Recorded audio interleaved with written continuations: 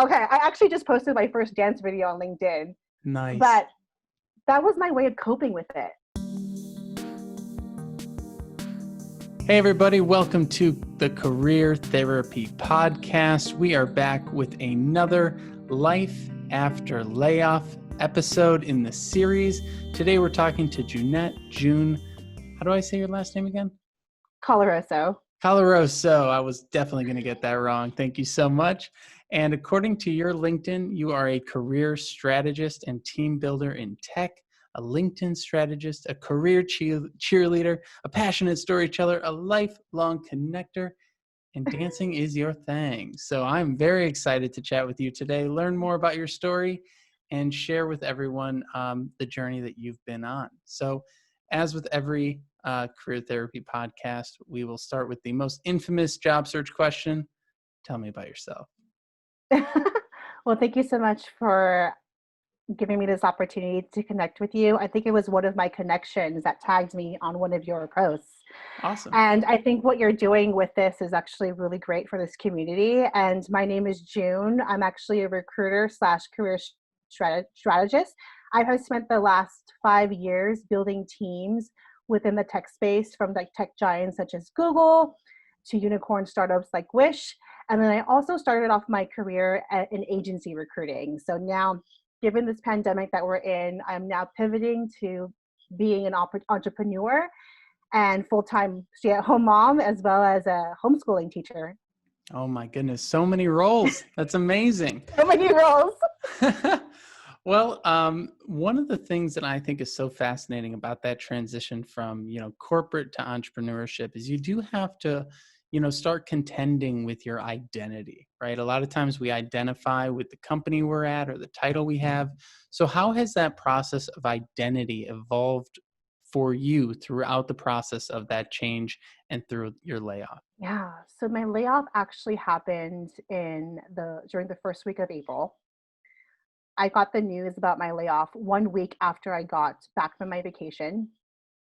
And to be honest with you, it's the very first time I've ever been laid off. And on top of that, being laid off during a global pandemic.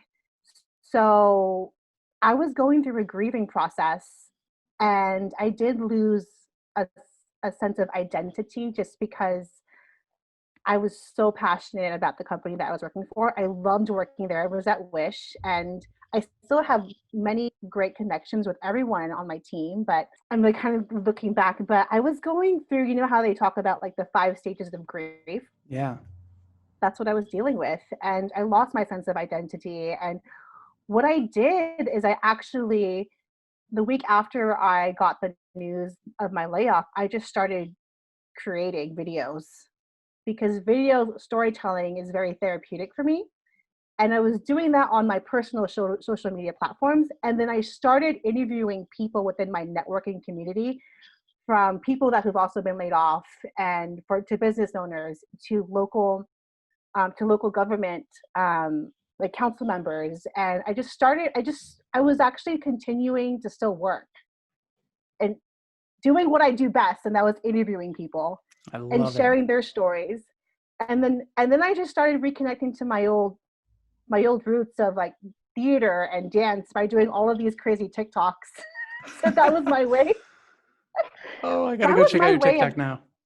okay, I actually just posted my first dance video on LinkedIn, Nice. but that was my way of coping with it, finding myself again. And it kind of just led me to, once I just started showing up and sharing my story, I was already helping people with their resumes and interview coaching for free, Yeah. right? And I thought to myself, well, I can't go back to work anytime soon because of the whole virtual learning with my children. How can I pivot to just being a business owner and, combine my passion of entrepreneurship and helping people? I So, love it. I love it. Yeah, you yeah. and I have similar stories. You get laid off and then you're like, I guess I'm just going to roll what I was doing into a business. Let's make it happen. And I like that. I like that response because it's a response of taking ownership, right? It's a response of you're responding with action, not inaction. And there's an emotional toll, and there's a journey back to normal, I'm sure. But I think so many folks get their identity from their job, and really only do work if they're told to do it. That as soon as you don't have someone tapping you on the shoulder, giving you an assignment, you kind of don't know what to do. And maybe that's something that being in the career recruiting space, we're a little bit more hyper aware of. But I think it's Right. so interesting that you immediately just started assigning yourself work because you got to do something every day, right? You can't just watch Netflix. So what was that? Right. What was that experience like for you of going from, having people that you reported to reporting to yourself? How did you, take on that role of both boss and employee within your own mind? Well, I'm still trying to figure things out. And I've just recently, I mean, I actually, the best thing that I could have done was use a little bit of my severance package to invest in my professional development. And I got myself a business coach. So she's been really helping me set up the fundamentals of building my business.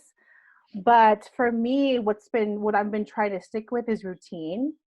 And I wake up during my golden hours between 4:30 a.m. to 5:30 a.m. before my kids wake up because I want to make sure that once they're waking up, I'm fully devoted to them.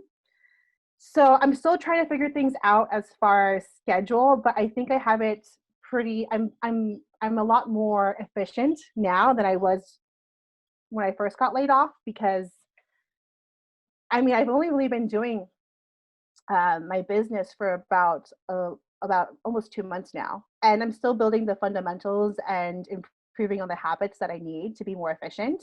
But my the key thing for me is getting as much work as I can before my kids wake up, and then there's definitely going to be times where we're going to be up late at night. So I'm not only an early bird, but I become a night owl. That's amazing. Yeah, burning the candle at It both is ends, as they say, right? exactly, but it's not good for your mental health too, though. Yeah, it's So a I'm short-term right. strategy. It's a short-term strategy, especially with kids. I mean, I It's give you such mad props for being able to do that while also juggling family and everything. but my goal is to streamline my process before my kids go back to school, which is in a week from now. So I don't have to run on like 4 to 5 hours of sleep, Hmm. because how can you be 100% with your productivity with work and your business if you're not fully there 100% for yourself? Right.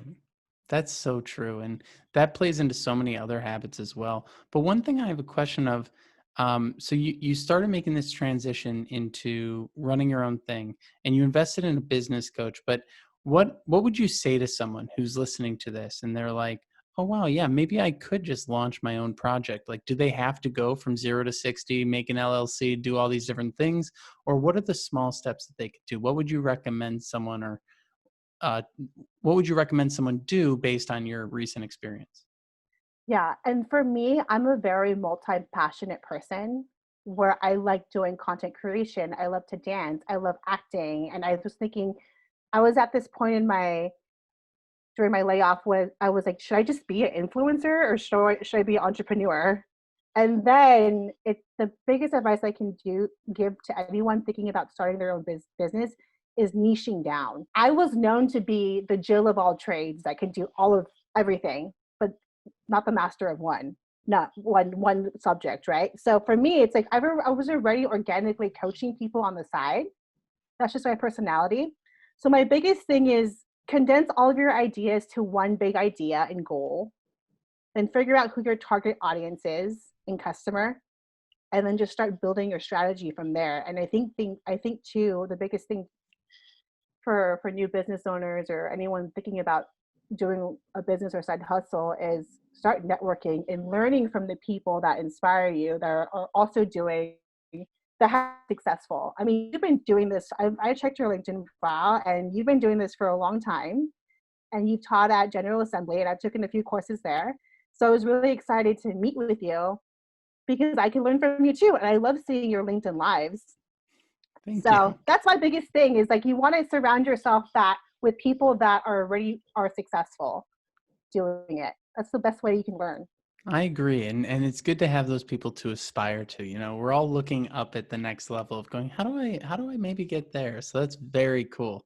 And you're really experimental. You're jumping into TikTok, you're doing a lot of different things. What would you say to someone who says, I'm not much of a social media person when it comes to the job search. I would probably suggest if you're really uncomfortable with putting content out there and posting, I would start just networking by attending workshops or connecting with people that are in your inner circle and connect with their connections on social media or on LinkedIn and just start commenting on whatever post they share on LinkedIn that inspires you. That's how I actually started. I mean, I've only been a content creator on LinkedIn for about a month and a half. And before I started sharing my journey, I only used LinkedIn as a recruiting tool and then only promoting the companies that I was working for and recruiting for. Never, ever, ever put myself out there as someone that's a expert in the industry. And then I realized, why am I not doing that? Like, I'm my own personal brand. I need to start going out there. So before I started creating content, I just started engaging in other people's posts, made it a routine. And I think everyone, if you're a job seeker, you need to make it a routine in your day to start networking online every day. That's part of your search, because applying all day on applications, that could be a little bit mundane, right? But yeah, I would just switch it up and just start connecting with people that you are comfortable with, engaging with their connections, and then just go from there. I hope that makes sense. It does. It definitely does. And so when you started actually going from commenter to creator, I think that that's such an interesting transition point, right? And you said today was your first dance video that you posted On LinkedIn. on LinkedIn. Okay, so that always comes with a little bit of, ooh boy, right? So what has that experience for you been like? I mean, this is like a big thing in the job search is you run up against a comfort zone, right? Oh, well, I'm really comfortable recruiting on LinkedIn. Oh no, now I got to create a brand. Okay, I'm comfortable with my professional brand. Now I'm going to get a little bit more creative. So as you've been coming across these like comfort zone expanding moments, what are all the thoughts that you go through your head, and how do you deal with the back talk that maybe starts to happen? Oh my goodness. And the first video I posted on LinkedIn, I want to say we're in August, right? I think it was towards the end of June. I literally cried right after I posted it because I was proud of myself for overcoming that anxiety. Yeah. I think the biggest thing for people when they think about creating content on any platform is, am I good enough? Can I provide value? It's this imposter syndrome. And it's like, the saying, you have to name it to tame it. Mm-hmm. So I've called my imposter syndrome Lindsay. Sorry to all the Lindsays out there. But when I Poor think of Lindsay's. imposter syndrome, well, the reason why I chose Lindsay, it's because of Mean Girls. And I always, right? That's awesome. And for me, the reason why I didn't share content right away is because I kept comparing myself to everyone else on LinkedIn. I think it's like 20% of LinkedIn users are millionaires, I believe. I forget the stats, but Holy cow, really? is it 20%? I'm not sure, but I was just reading all of these posts from directors and leaders in engineering and different content creators that have been doing it for some time. And I always told myself, I'm not good enough. I'm not. But then I realized there is no one that was creating content that was like me. So that's why meaning that I'm a mother of two small children. My story is pretty unique as far as how I transitioned into recruiting. And the reason why it's just started overcoming this fear of not feeling good enough is because everyone on this planet has some kind of value they could bring and share. And for me, it's like it can only take one person for me to inspire with my content. And for that, that's going to be gratifying for me. It's worth the risk, and yeah. And what have your results been up to this point? Like now that you're posting stuff, what are you seeing happening? Are you getting a bunch of people saying you're not good enough in the comments? No. Not at all. No. I mean, I think you saw my post, but I did a LinkedIn challenge, 30-day challenge, Mhm. where you're posting for 30 days. And I'm so glad. And one of my connections actually created a tracker for me, an Excel spreadsheet. which is amazing. And I tracked all of the views, and then it doesn't even matter with like the numbers and the likes and the comments, but the clients that I built relationships with, the opportunities like this, having a podcast interview, which is my first one. I hope I'm doing okay. You're doing great. And then opportunities to do LinkedIn lives. It's just it's just been such a rewarding experience. So that's why always encouraging people just to follow their fears and just start doing what your gut tells you, because at the end of the day, you only have one life to live. So It's so true. And I'd like to rewind a little bit because I think one of the things that is the toughest about a layoff is the actual day it happens, right? The actual day that you get the tap on the shoulder or you get on the Zoom call or whatever it might be, and especially now because it's so Zoomy and not so personal.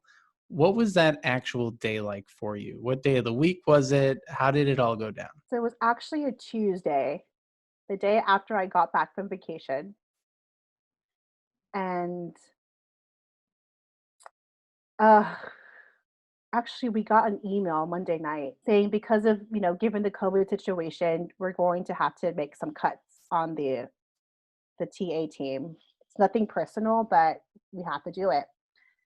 And everyone was already feeling that fear of the layoff happening, and I didn't think it was going to be me, because I mean, I've heard great things. I mean, I'm not going to go into the specifics, but so we got an email. So it was kind of like, it almost felt like an execution, because there's basically lined us up and staggered us on different times of the day. And you didn't know, yeah, right, Via phone calls, emails? What, like how? via Zoom. So basically, Oh, they said in the morning, you're going to receive a notification or an invite. Please attend this meeting, and then you'll learn if the layoff is going to impact you in your role. So that's how it happened. And when I got the email, I actually cried. And this is without me even like knowing what's going to mm-hmm. happen, because I was crying because I didn't know what was going to happen, if it was going to happen, you know, what am I going to do? And then it happened. And I was literally, happened via Zoom. It was almost felt like an out of body experience. I had to go outside in the backyard to take the Zoom call because I was at home with my children. I didn't want them to see me. And it happened, and I was a loss for words. They asked me, do you have any questions? And I said no, I couldn't speak.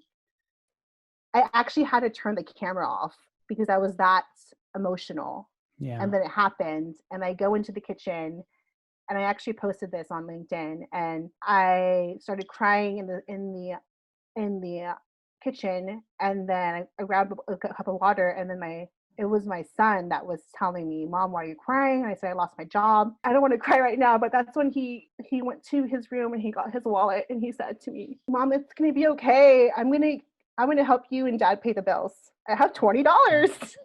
Oh my And God. we had just celebrated his sixth birthday, and it was that moment though when he told me that kind of just sparked all of my ideas, Oh my God. because I was like, no, this is not going to define me, my layoff. This is not.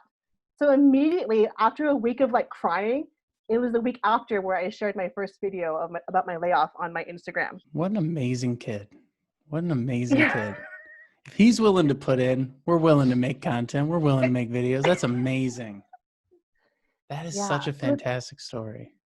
yeah. I love hearing how you're bouncing back from that and really just putting on that brave, getting brave and going out there and doing it. That's amazing. And now that you've been out and doing it and there's that moment, you have that moment, you're like, no, this is not going to define me. I'm coming back from this, right? And you put that first video out. What is it that you're looking for now? What kinds of folks are you looking to collaborate with, to connect with, to coach? What sort of stuff are you looking for? Honestly, for me, it's helping coaching or help impacting people that are really lost in their careers and don't know where to start. I mean, one of my clients has been at a company for more than 10 years and she's never been laid off. She doesn't know how to do a resume. She doesn't know how to network. So it's basically people that are lost and they don't know how to handle this layoff.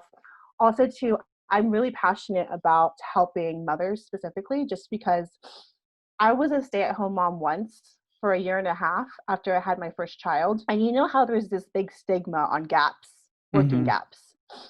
If it wasn't for that time that I took off from work, I would have never launched my career as a recruiter, because I think it was one of your questions that you sent over is how you started your career. And that gap I volunteered at a nonprofit called No Excuse Mom. And essentially what that group is basically um, a global organization that promotes health and wellness for mothers and their children. And every city, in your local city, there's group leaders that host free workouts.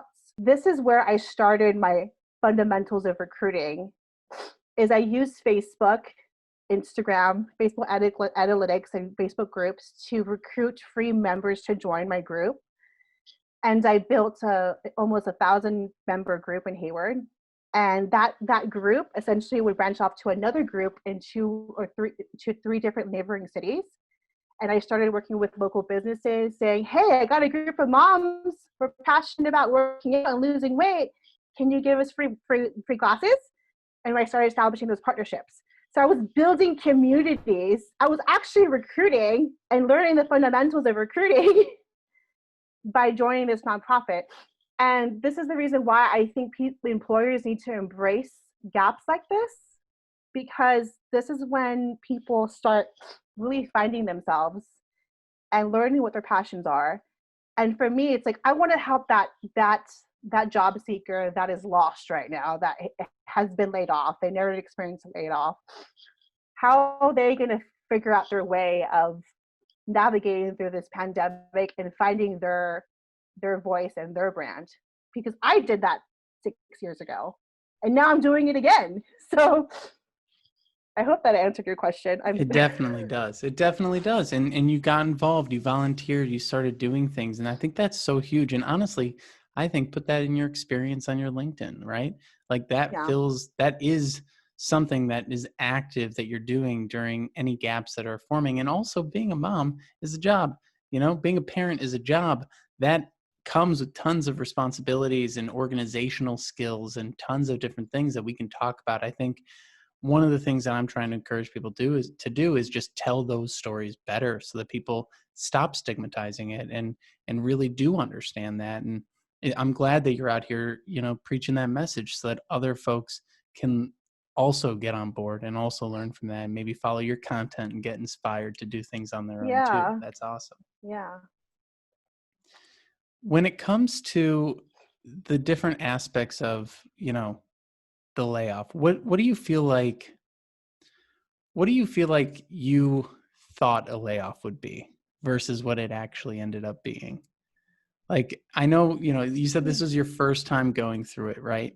And when I went through my layoff, I sort of saw the writing on the wall months ahead of time, so I was a little bit prepared.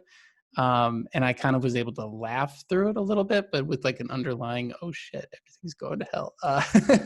But it's like you try and find the good side of it. But was there anything about it that really surprised you, or like that you just were like, oh, I did not expect it to go that way? This is such a different experience because it's being laid off during a pandemic, and like with the whole social distancing.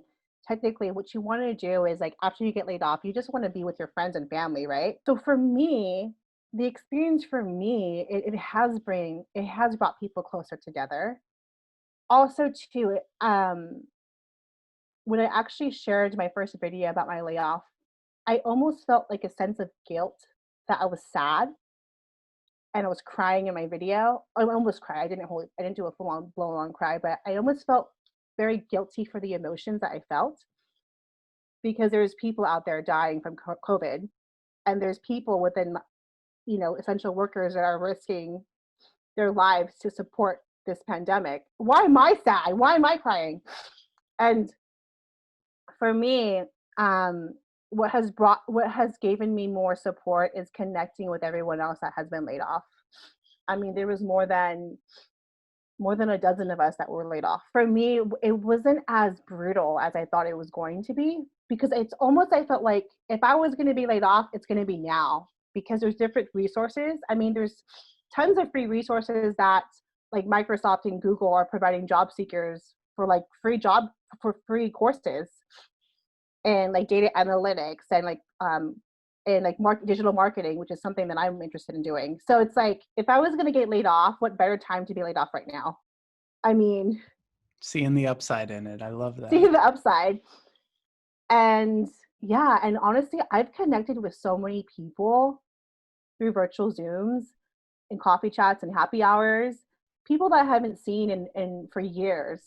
But I feel like this whole experience has brought everyone closer together because they're going through the journey together. So Hmm. I'm surprised that I've taken it so well. And I almost kind of do feel guilty because people are like, June, you're having a blast on like TikTok. Like, are you okay? But that's how I kind of help deal with my emotions, as I just create Channeling it, and funneling all that channeling energy it. into something, right? Yeah. Rather than letting it Yeah. sit and sort of fester. Yeah. That's great.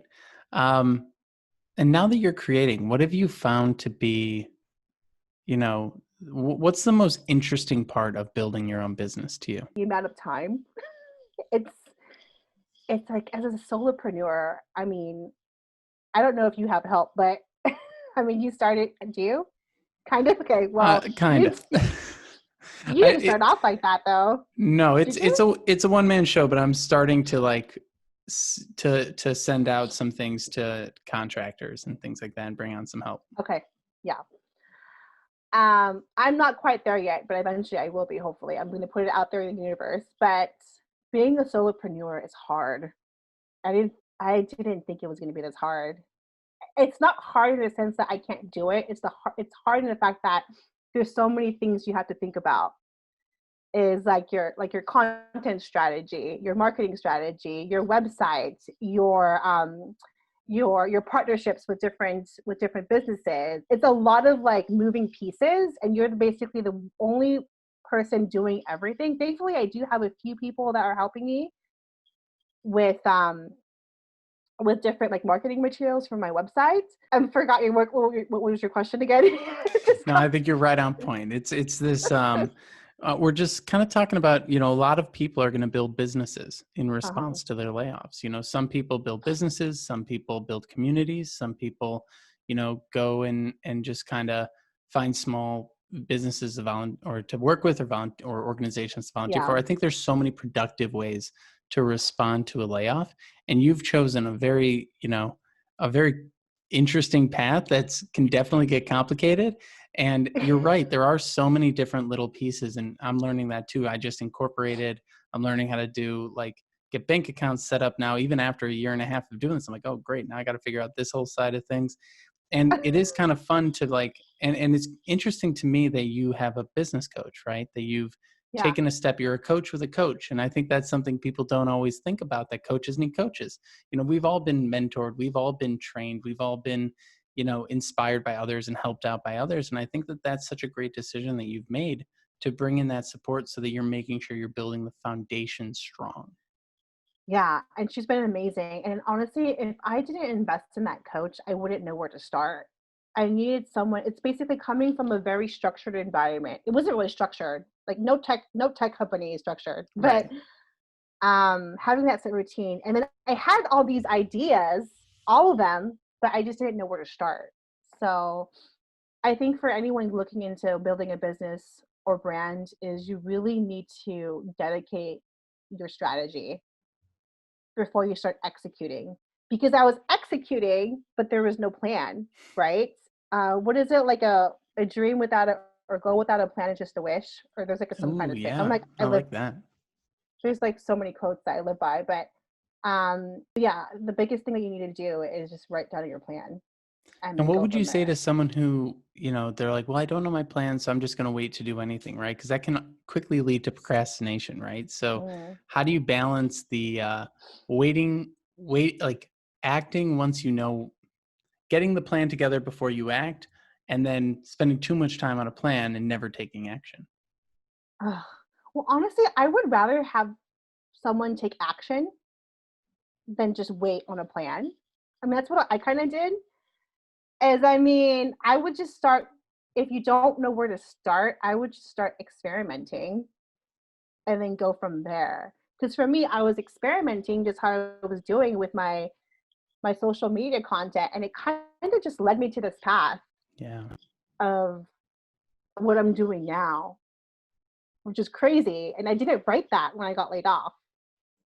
Yeah, you kind of, So it emerges from the actions in a lot of ways. And then you have to sit down and plan it out. yeah, so I think my advice would actually be just experiment. If you're not And a planner. yeah, well, and I think your point is valid, right? Everyone's a little bit different. Some people need a plan to start. Some Yeah, people need to start before they have a plan. But the goal here is to bring them both together at some point. Um, at some point. Yeah. Yeah, exactly. And so now that you're, going through all this, I want to jump back. I'm kind of jumping all over the place. So thanks for rolling with me. But you mentioned severance at one point, and I think you also mentioned that, when you first got the news, you had to turn off your video and you didn't ask questions in the moment. And I think a lot of people are going to experience that where it's like, what questions do you have for me? I don't know. I was at least lucky enough that I kind of knew it was coming because the meeting was put on my Mm. calendar the day before. So I printed out a list of questions from the internet.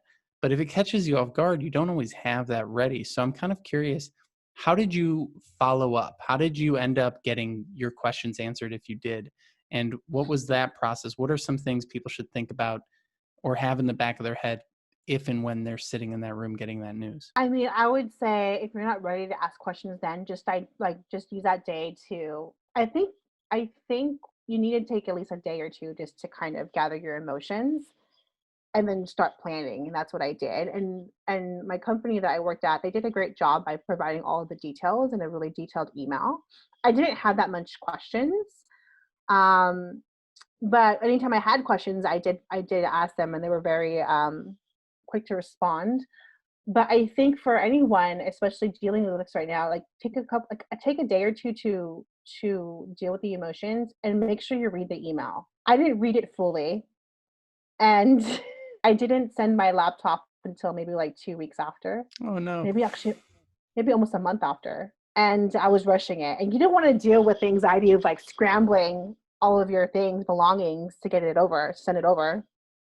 So just make sure you take a time, be like, if you have children or if you live at home with anyone else, make sure you lock yourself in a room and read everything fully into detail. What's going to happen with like the severance package? When is that going to be deposited? How are you going to roll over your 401k?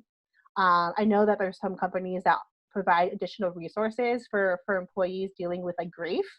So make sure you just read everything in full detail and then write out your questions if you need to, and then connect with the hiring the managers or HR team and follow That's through. That's wonderful. Thank you for sharing that. And as we wrap up the conversation today, um, how can people find you online, and where should they look? What platform should they find you on, and how can they find you? They can find me on LinkedIn, um, which is June Caloroso, or I am launching my website next week. Ooh, congrats. Thank you. My business name is buildwithjune.com, so go Nice. find me there. And it actually started off as a personal blog last year, and now Very I cool. transitioned it into a business. So yeah, you can find me there. Wonderful. So everyone, go check out her website. Go find her on LinkedIn, and then I'm going to push TikTok as well because obviously Well, that's where everything's headed. and, That's the future. well, no, we don't know with the whole ban situation. I actually took a pause on creating TikToks, but you can find me on Instagram too with All Build with right. Well, June. Instagram just launched their new I saw Reels, that. their new Yeah, I competitor, saw that. TikTok. So very cool. Well, I'm super excited for folks to reach out to you. Any mothers who are trying to get back into the field or who are going through a layoff themselves, probably a really good resource. June is a great resource for you to reach out to. And June, thank you so much for joining us today. It's been a wonderful conversation. Thank you, Martin, for having me. You got it. Thanks so much for stopping by this episode of the Career Therapy Podcast. It's been a pleasure having you. And if you're curious about what we do here at Career Therapy, head on over to www careertherapy.com to see all of our coaching options, resources, and links to other things we got going on. If you would like to share your story on this podcast, something that you've gone through, a transition you've experienced in your career, whether it's getting a job after college or going through a layoff or getting back into the workforce after raising your family, we would love to hear from you. Head over to linkedin.com/in/Martin McGovern and shoot me a DM. Let me know what's going on, and I'd really like to share your story with the world.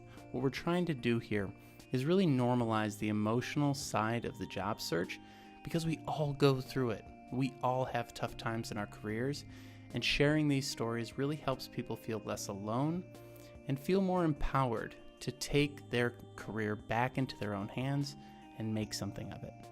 So thank you again for stopping by. If you'd like to leave a like or a comment, subscribe or share, or leave us a review on iTunes, and I think maybe even Spotify, we'd really appreciate it. Best of luck to you in all of your career endeavors, and I'll see you on the next episode. Cheers.